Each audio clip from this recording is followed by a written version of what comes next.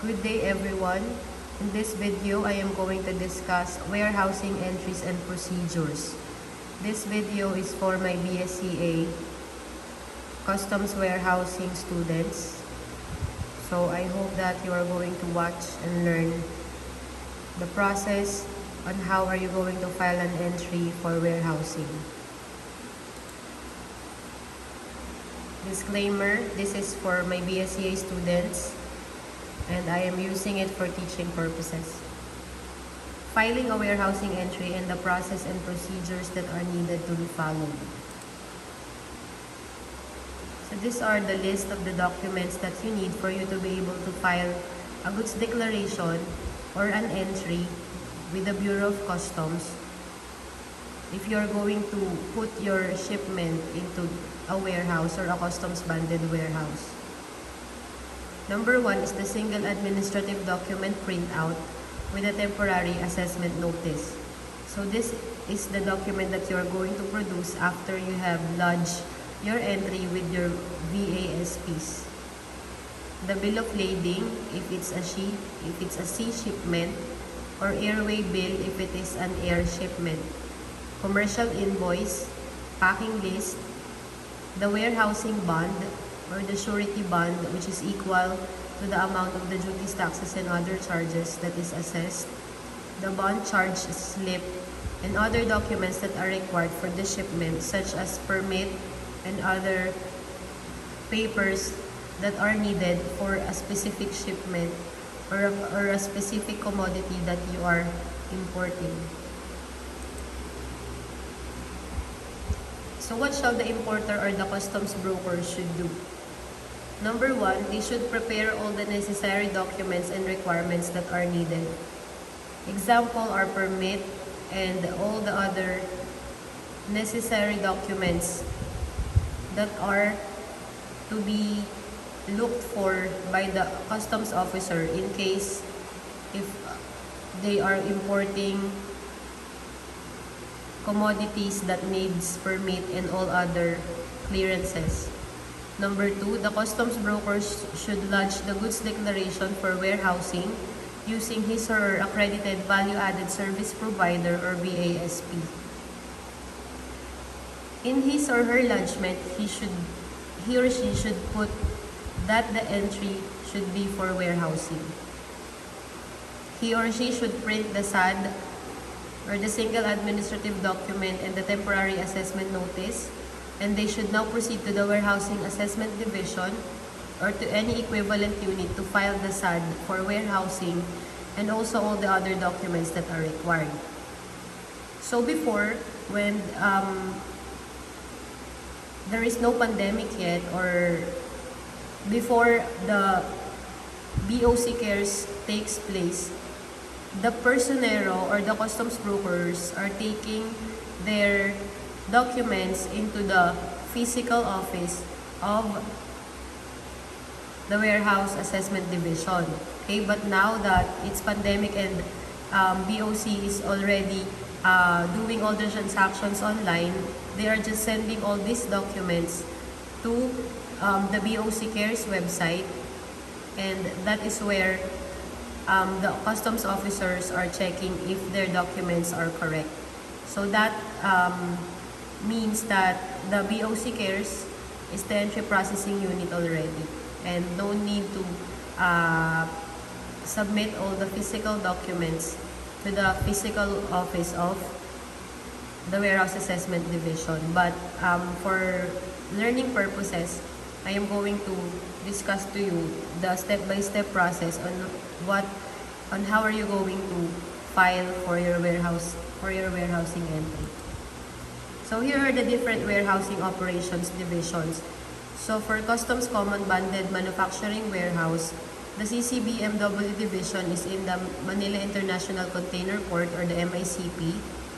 For the Garments and Textiles Banded Manufacturing Warehouse, the GTBMW division is in Port of Manila. For Miscellaneous Manufacturing Banded Warehouse, the MMBW division is in Port of Manila. For Public and Private Banded Warehouse, the Public and Private Banded Warehouse division is in Port of Manila. For airline, customs bonded warehouse division, it's in NAIA. And for duty-free shops, the customs duty-free shops division is in Ninoy Aquino International Airport as well, or NAIA.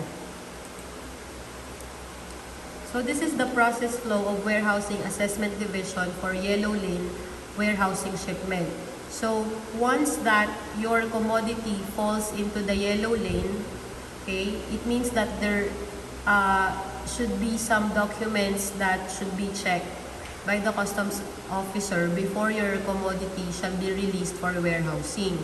Okay, so the first thing that should be followed is that the entry processing unit or the warehouse assessment division shall receive and check the documents for completeness. Okay, and then the entry processing unit or the EPU of the warehouse assessment division employees writes off the manifest. Okay, the EPU WAD employees or staff shall segregate the copies of documents as to the selectivity.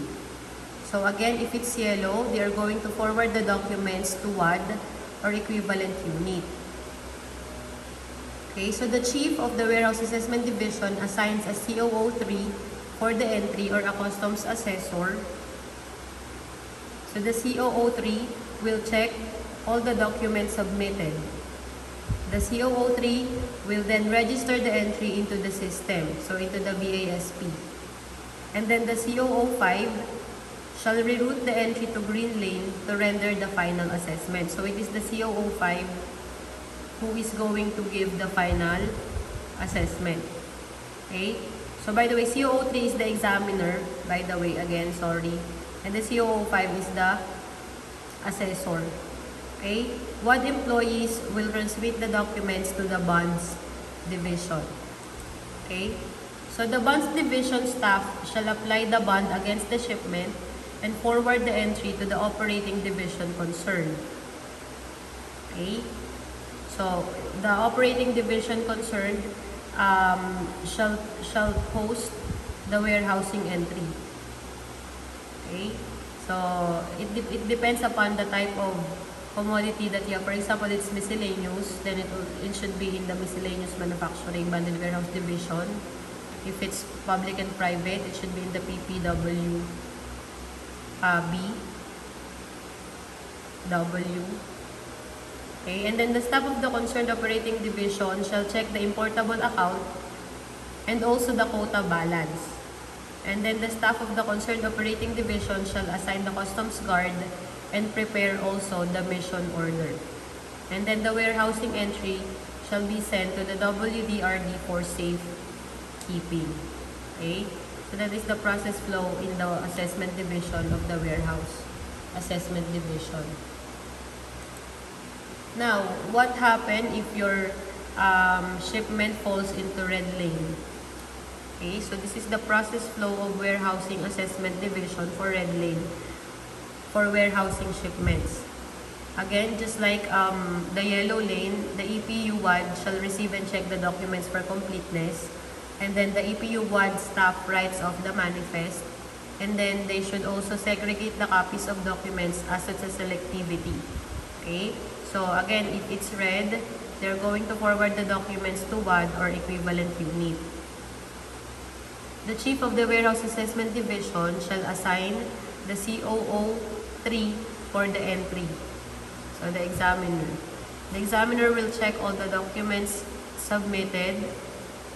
And then, since it's red, it's a red selectivity, there should be a physical examination.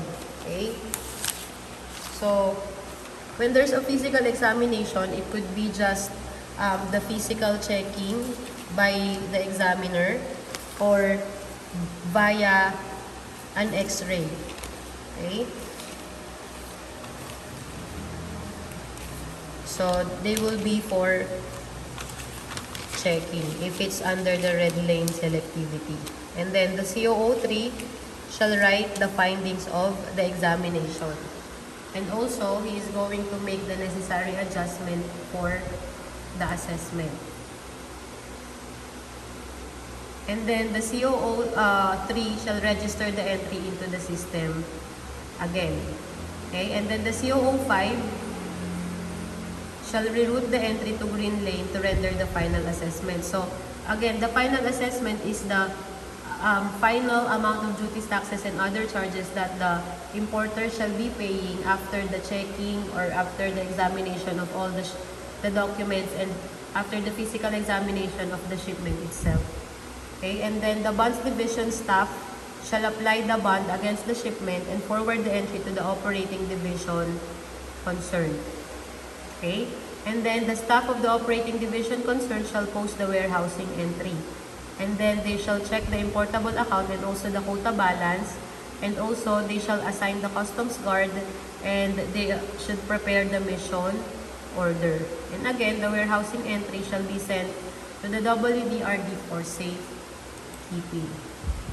Okay, now after the assessment or the final assessment of the assessment division, of the warehouse assessment division, how are goods released? So if it's a C, full container load or FCL, or if your shipment is inside a container, 20 or 40 footer container, okay, or 45 footer container, this is how the goods are being released. Okay, so you are just going to present your delivery order from the shipping line or the carrier, and then you should pay for the arrastre and wharfage fees, and then you can already book the containers to the terminal appointment booking system or tabs if it's from the MICP and Port of Manila. And then your container shall be delivered to your CBW. Okay, now, how are goods released if these are loose cargo load or LCL or break bulk or an air shipment? Okay, so the first thing that you need to do is to pay the storage fees at off-dock CYCFS or airport transit facility. For CLCL break and break bulk, you should secure a release order or delivery order from the freight forwarder or the break bulk agent. You should also proceed to the wharfinger's office for the final release of the documents and the cargo. Okay? It is the wharfinger who should sign the boat note or the transfer note covering its transfer to the CBW. Okay? So that is how you are going to file a warehousing entry and how goods are being released from the Bureau of Customs when your entry is for warehousing. So I hope that you have learned a lot from this. Thank you so much. Have a good day.